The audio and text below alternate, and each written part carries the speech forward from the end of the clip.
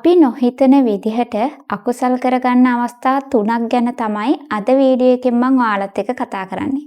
ඉතින් මෙතෙන්දි මතක් කරන්න ඕනි අපි නොයෙකුත් විදිහට අපේ සිතින් කයින් වචනෙන් අකුසල් සිද්ධ කරගන්නවා. ඉතින් අද වීඩියෝ එකෙන් මම ඔයාලත් එක්ක කතා කරන්නේ අපි වැඩි හිතන්නේ නැති විදිහට අපි නොහිතන විදිහට අකුසල් කරගන්න අවස්ථා 3ක් ගැන. ඉතින් මෙතෙන්දි මම කිව්වට මේක අපි නොහිතන විදිහට එහෙම නැත්නම් වැඩි හිතන්නේ නැතිව කියලා ඒකෙන් අදහස් වෙන්නේ නැහැ අපි මේක සුළුවෙන් හිතන්න ඕනි දෙයක් කියලා. මොකද ඇත්තටම මෙතෙන්දි අපිට යම්කිසි විදිහේ චේතනාවන් මුල් වෙලා තමයි අපේ අතින් මේ වගේ දේවල් සිද්ධ වෙන්නේ. පළවෙනි දේ තමයි පිදිය යුතු උතුමන් පුදනවා වෙනුවට ඔවුන්ට අගෞරව කිරීම. අවමන් කිරීම. එහෙම නැත්නම් අපහාස කිරීම. ඉතින් මම මේක පටන් ගන්නම්කෝ අපේ අම්මගෙන් තාත්තගෙන්. අපි ගොඩාක් වෙලාවට අම්මා තාත්තට හරියට ගෞරව කරන්නේ නැහැ. උදාහරණයක් විදිහට සමහර විට එයාලා අපිට අවවාදයක් දෙද්දි අපි එයාලව විහිළුවට ගන්නවා. විහිළුවට ලක් කරනවා. සමහර විට අපි එයාලට අනවශ්‍ය විදිහේ විහිළු කරනවා. ඉතින් මේ වගේ තැන්වලදී අපි ගොඩාක් වෙලාවට කරගන්නේ ලොකු අකුසලයක්. ඒ වගේම තමයි අපි පුංචි කාලේ මේක ගොඩාක් වෙලාවට කරන දෙයක්. අම්මා තාත්තගේ වැරදි වෙන අය එක්ක. එහෙම නැත්නම් යාළුවෝ එක්ක කියනවා, කතා කරනවා. ඉතින් මේක එච්චර හොඳ දෙයක් නෙවෙයි. එතෙන්දි වෙන්නේ අපි අපේ අම්මට තාත්තට අගෞරව වෙන විදිහට, අපහාස වෙන විදිහට කටයුතු කිරීමක්. මේකම හිතන්නකො ගුරුවරුන් ගැනත්. ගුරුවරුන් සම්බන්ධයෙන්ුත් අපි මේ විදිහේ අකටයුතුකම් සිද්ධ කරනවා. ඉතින් මෙතෙන්දී අපි ඇත්තටම කරන්නේ ගෞරව කළ යුතු පුද්ගලයින්ට අගෞරව කරන එක. ගොඩාක් වෙලාවට පාසලේදී අපි කරන දෙයක් තමයි මේ ගුරුවරුන්ට අනවශ්‍ය විදිහේ විහිළු කරනවා. එහෙම නැත්නම් එක විදිහේ නම් වලින් කතා කරනවා. එහෙම නැත්නම් ඒ ගුරුවරුන් දෙන අවවාද අපි තකන්නේ නැහැ. එහෙම නැත්නම් ඒ දෙන අවවාද විහිළුවට ලක් කරනවා. ඉතින් මේ වගේ තැන්වලදී පිරිහෙන්නේ Tamanමයි. ඒ වගේම Taman වටේ ඉන්න අයත් කරගන්නේ ලොකු අකුසලයක්.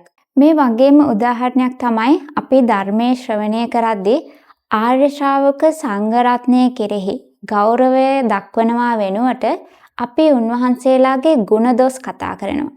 එහෙමත් නැත්නම් උන්වහන්සේලා කියා දෙන ධර්ම කරුණු අනවශ්‍ය විදිහට හරි වැරදි හොයන්න ගිහින් උන්වහන්සේලාව විවේචනය කරනවා. ඉතින් මේ වගේ තැන්වලදී අපි බරපතල විදිහට අකුසල් සිද්ධ කරගන්නවා. ඉතින් අපි මේ විදිහට කරන දේවල්, ඒ දේවල් කරේ හිතලා නෙවෙයි කියලා සුළුවෙන් සලකන්න පුළුවන් වැරදි නෙවෙයි.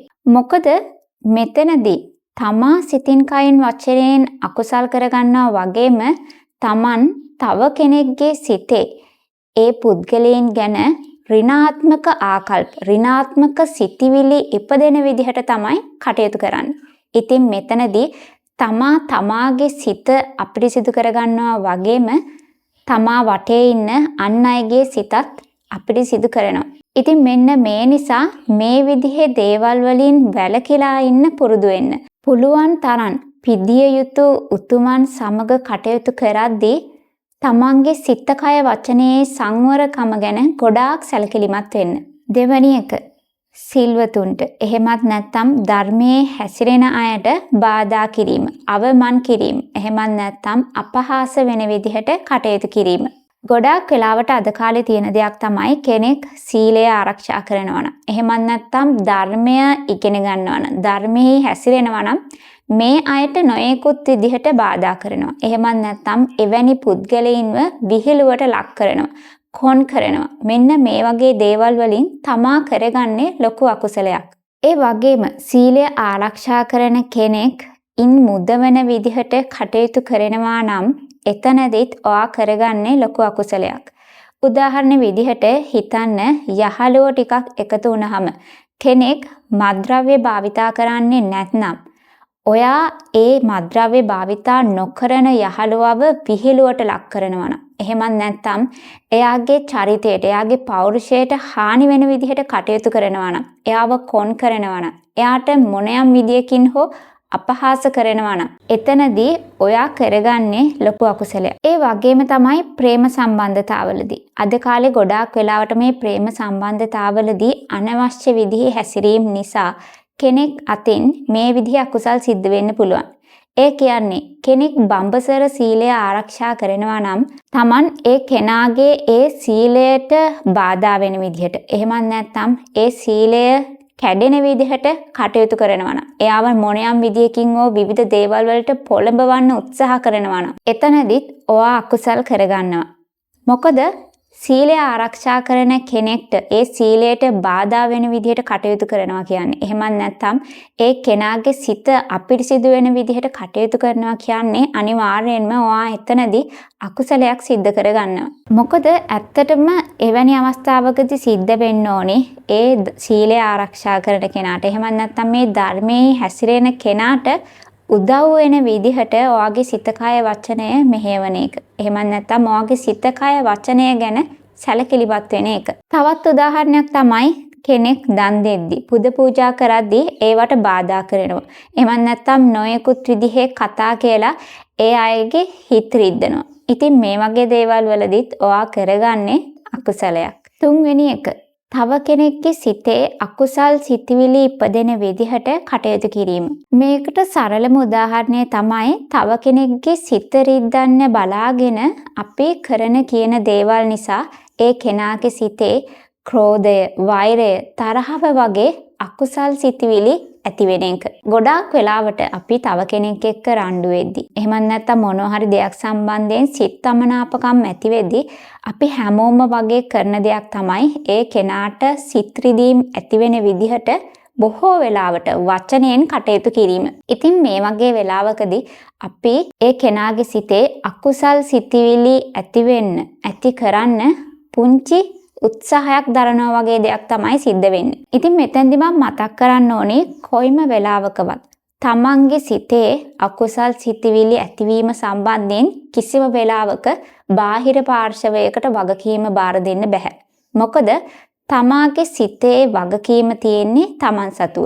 මොකද අකුසල් සිතිවිලි වලින් තමාගේ සිත පරිස්සම් කරගන්න හැකියාව තියෙන්නේ තමන්ට. ඒක තව කෙනෙක්ට කරන්න බෑ. ඉතින් මම මෙතනදි කියන්න හදන දේ ඒ නිසා වැරදි වැටහීමක් ඇති කරගන්න එපා. හැබැයි මම මේ කියන දේ තමන් හිතන්න ඕනි දෙයක්. තමාගේ සිත කය වචනය තව කෙනෙක්ගේ සිතේ අකුසල් සිතිවිලි ඉපදෙන විදිහට කටයුතු කරනවා නම් ඒ වෙනුවෙන් මෙහෙවනවා නම් එතනදී තමා අකුසල් කරගන්නවා. ඒ කියන්නේ තව කෙනෙක්ගේ සිතේ අකුසල් සිතිවිලි ඇති වෙන්න තමන් පුංචි හෝ දායකත්වයක් දක්වලා තියෙනවා. මේ වගේම අවස්ථාවක් තමයි අපි අන් අය ගැන කේලම් කියන එක. එහෙමත් නැත්නම් තව කෙනෙක්ගේ දියුණුව ගැන කේලම් කියන එක. ඉතින් ගොඩාක් වෙලාවට ඔය යහළුවෝ එකතු වුනහම එහෙමත් නැත්නම් නෑදෑයෝ එකතු වුනහම ගොඩක් වෙලාවට මේ දේ සිද්ධ වෙනවා. තව කෙනෙක්ගේ දියුණුව ගැන ඊර්ෂ්‍යා කරනවා. ඒ ගැන කේලම් කියනවා. ඉතින් මෙතෙන්දි මම අර කලින් කිව්වා වගේ තමාගේ සිත අපිරිසිදු කරගන්නවා වගේම තව කෙනෙක්ගේ සිතේ යම් පුද්ගලයෙක් ගැන වෛරී චේතනාවන්, ඊර්ෂ්‍යාව දරවන චේතනාවන් මෙන්න මේ වගේ දේවල් ඉපදෙන විදිහට තමාගේ සිත කය වචනය මෙහෙවනවා. ඉතින් මෙතෙන්දී තමා කරගන්නේ අකුසල් ක්‍රියාවක්. ඒ වගේම තමයි තව කෙනෙක්ව මානසිකව පීඩාවට පත්වෙන විදිහට කටයුතු කිරීම. මේක අද සමාජයේ ගොඩාක් දකින්න පුළුවන් දෙයක්. ගොඩාක් අය හරි අමුතු විදිහේ සතුටක් ලබනවා තව කෙනෙක්ව මානසිකව පීඩාවට පත් කරලා. ඉතින් මෙතනදී ඔයා කරගන්නේ නම් ලොකු අකුසලයක්. මොකද කෙනෙක්ට කායිකව වේදනා දෙනවා වගේම බරපතල දෙයක් තමයි කෙනෙක්ව මානසිකව පීඩාවට ලක් කරනවා කියන්නේ. ඉතින් මෙතෙන්දී Taman ඒක කලේ විහිළුවට. එහෙමත් නැත්නම් වැඩි හිතලා කරපු දෙයක් නෙවෙයි කියලා පහසුවෙන් සලකන්න පුළුවන් දෙයක් නෙවෙයි ඒ කරන දේ. මොකද ඒ දෙයින් ඒ කෙනාගේ ජීවිතයට බරපතල විදිහේ හානියක් උනත් සිද්ධ වෙන්න පුළුවන්. ඒ වගේම තමා තව කෙනෙක්ව මානසිකව පීඩාවට ලක් වෙන විදිහට තමාගේ කයින් හෝ වචනයෙන් හැසිරෙනවා කියන්නේ ඒ දෙයින් සමහර විට ඒ කෙනා තුළ තියෙන ආත්ම විශ්වාසය නැති වෙන්න පුළුවන්. එහෙමත් නැත්නම් ඒ කෙනා තුළ තියෙන යහපත් ගුණාංග, එහෙමත් නැත්නම් ඒ යහපත් පුද්ගලයාගේ ඒ චරිත ලක්ෂණ වලට හානි සිද්ධ වෙන්න පුළුවන්. ඉතින් මේ වගේ තත්වයකදී මානසිකව පීඩනයට ලක් වෙලා ඉන්න කෙනෙක්ට තමාට උදව් කරන්න බැරි නම් අඩුම තරමින් ඒ කෙනාව තව දුරටත් පීඩාවට ලක් කරන එක නතර කරන්න. තව උදාහරණයක් තමයි කෙනෙක් තමාගේ අකුසල් සිතිවිලි අනුව ක්‍රියාත්මක වෙන්න උත්සාහ කරනවා කියන දේ දැන ඒ කෙනා තුළ ඒ අකුසල් සිතිවිලි තව දුරටත් පෝෂණය වෙන විදිහට තමා කටයුතු කිරීම.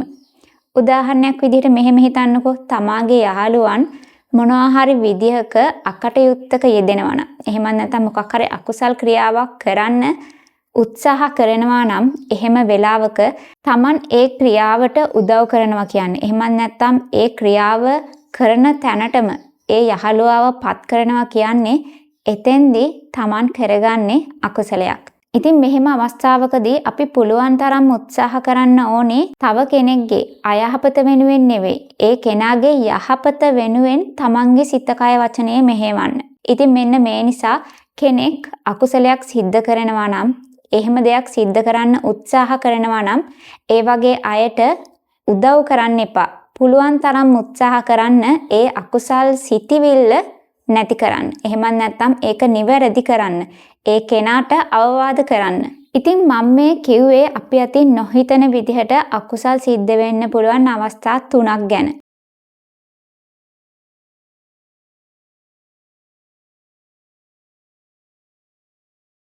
ඉතින් මේ විදිහට අපි අතින් අකුසල් වෙන්න මූලිකම හේතුව තමයි අපේ සිත කය වචනයේ තියෙන අසංවරකම. ඒ වගේම තවත් හේතුවක් තමයි අපි ගොඩාක් වෙලාවට පුරුදු වෙලා ඉන්නේ අපේ හැඟීම් හැමේ ප්‍රතිචාර දක්වනවා වෙනුවට ඒ දේවල් වලට රියැක්ට් කරන්න. ඉතින් මෙන්න මේ නිසාත් අපේ අතින් මේ විදිහේ අකුසල් සිද්ධ වෙනවා. ඒ වගේම තමයි තමා වෙනුවෙන් වගේම අන් අය වෙනුවෙන් කළ යුතු දේවල් මොනවද, නොකළ යුතු දේවල් මොනවද කියන දේ ගැන අපිට හරි අවබෝධයක් නැහැ. මෙන්න මේ නිසාත් මේ වගේ දේවල් සිද්ධ වෙන්න පුළුවන්.